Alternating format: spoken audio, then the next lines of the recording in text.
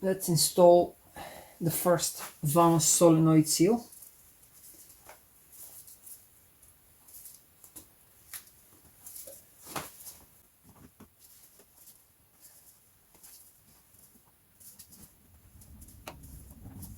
So now everything is in place, so I'm going to torque these to 10 Newton meters.